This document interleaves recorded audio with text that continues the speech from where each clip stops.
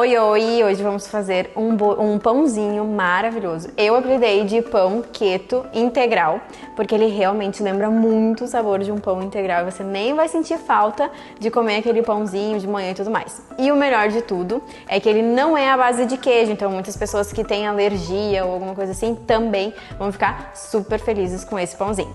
Antes de a gente começar, deixa eu falar aqui sobre o psyllium. A gente usa aqui nessa receita. E o que eu queria falar pra você é que a gente precisa transformar esse psyllium, que normalmente a gente compra ele em flocos, em pó. É muito importante, sério, não subestima esse passo, tá?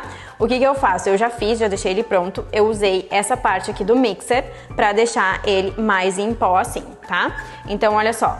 Primeiro, a gente vai misturar os ingredientes secos. Então, aqui eu tenho farinha de amêndoa.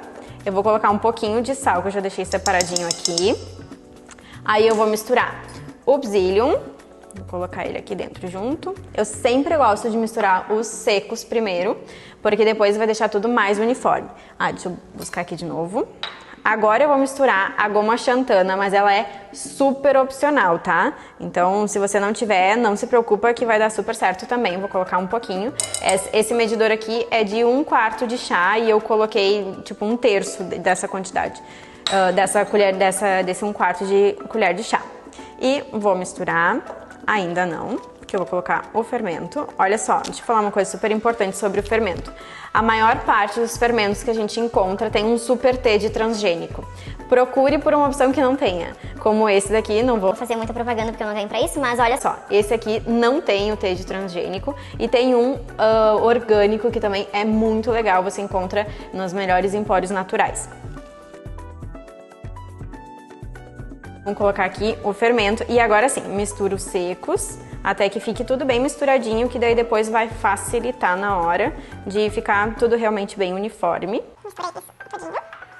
E aí depois eu prefiro, porque eu tô acostumada a fazer tudo já direto na balança, porque me poupa de ficar pegando colheres diferentes, sabe, medidores diferentes, que é o que a gente vai medir aqui, o vinagre e o azeite de oliva.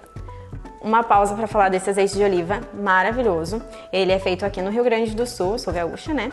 E ele é feito aqui no Rio Grande do Sul, já ganhou vários prêmios internacionais, então super dou dica dele, porque é muito bom. E então, agora eu vou colocar, ó, vinagre de maçã. Lembra que para ele ter os benefícios de vinagre de maçã, ele tem que ter a mamãe bactéria, ali que são essas partes mais turvas.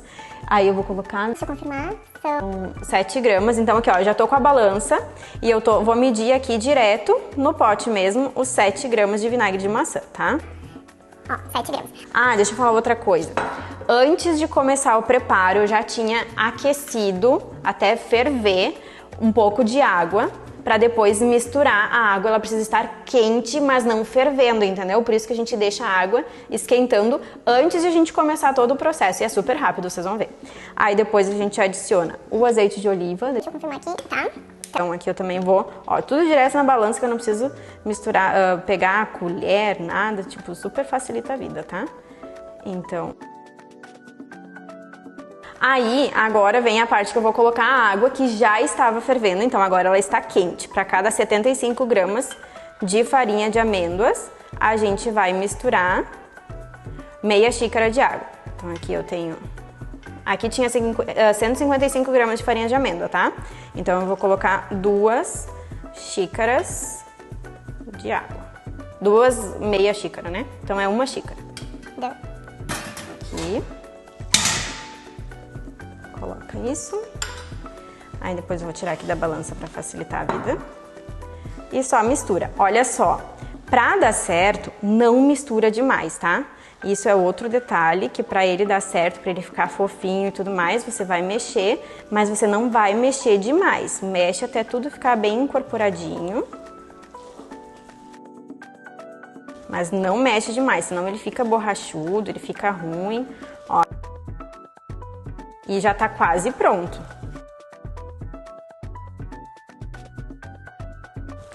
E outro segredo na hora de a gente moldar ele é que a gente tem que esperar esfriar um pouquinho, porque daí de fato o psyllium vai absorver toda a água. Ai, olha que sensacional. Viu que não foi ovo, né? E não vai ovo mesmo, tá tudo certo. Ó, olha só, tá vendo que ele não tá pegando na espátula? Ó, ele fica bem legal de trabalhar. Já tem a gordura da farinha de amêndoa, tem a característica do psyllium, que ele vai unir tudo, vai formar como vai funcionar como que uma goma, digamos assim. Inclusive, ele é muito utilizada. O psyllium é muito utilizado há muito tempo, tanto na filosofia, acho que é assim que poderíamos chamar, ayurvédica, como também na China. E a indústria também usa como emulsificante há muito tempo, a gente que começou a usar agora. Olha só, então agora tá pronta a massa. Ó, ela fica... Viu que eu não mexi muito, né? A gente não precisa sovar a massa, por favor, prestem atenção. Então, ó, ela tá pronta. Agora eu vou esperar um pouquinho, porque ela tá bem quente. Nem tá tão quente assim. Mas a gente vai deixar aqui, esperar um pouquinho. Enquanto isso, a gente vai untar uma forma. Eu gosto de untar com óleo de coco. Eu separei também e fica a critério. Tem alguns lugares que tem uns temperinhos bem legais, que é como o... Como é que é? O Everything Seasoning Bagel, que tem nos Estados Unidos e em outros lugares. Pode colocar um pouquinho de queijo ralado, eu já fiz com queijo ralado, também fica super gostoso. Eu separei aqui pra gente polvilhar por cima um pouquinho de gergelim integral e gergelim preto. E aqui eu separei um pouquinho de água para a hora que a gente for moldar, que vai ser agora, e molhando a mão, que ele fica mais fácil de preparar depois, tá? Então, ó, vou dar uma umedecida na minha mão e vou começar a preparar os pãezinhos. Tá meio quente ainda a massa, então eu sugiro para você não queimar a mão, esperar esfriar um pouquinho mais. Olha só como fica fácil de moldar, ó. Não suja a mão. Não, e se sujar também tudo bem, né? A gente tá fazendo pão assim. Aqui, ó. Faz um formato que você quiser, eu acho assim mais bonitinho. Coloca aqui. Fica com o pincelzinho que você usou para untar a forma por perto, porque depois é muito importante a gente umedecer o pãozinho com água. Aí depois você coloca o gergelim por cima, tá? Então, ó. Outro.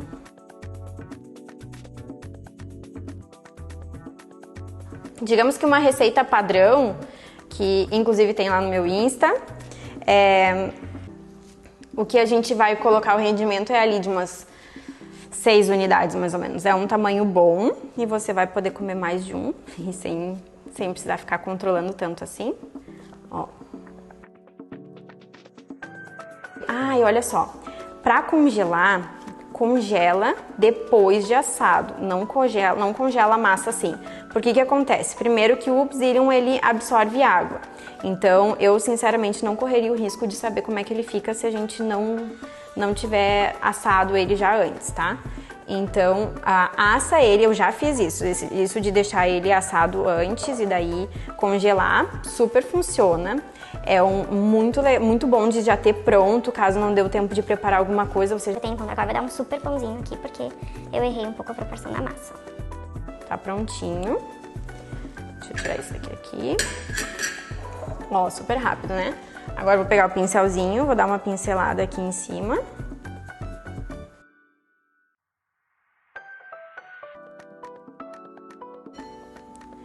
Coloca aqui em cima.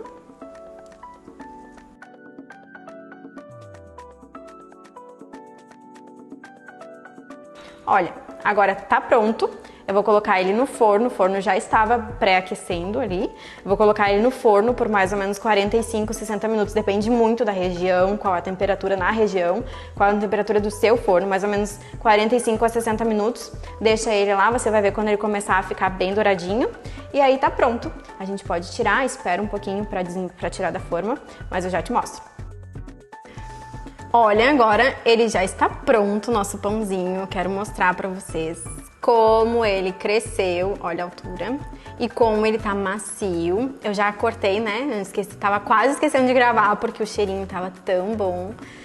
Olha só, aí aqui a gente tem o pãozinho, olha como ele fica por dentro, totalmente diferente. Eu vou ter que fazer o sacrifício de experimentar, só pra comprovar, né, de que tá bom mesmo. Aqui tem um pouquinho de manteiga, porque na cetogênica pode, né? Então lembra, nunca combina muita gordura com muito carboidrato. E só pra felicidade de todos os meus queridos colegas que estão aqui do meu lado gravando, eu vou experimentar primeiro com manteiga. É muito bom.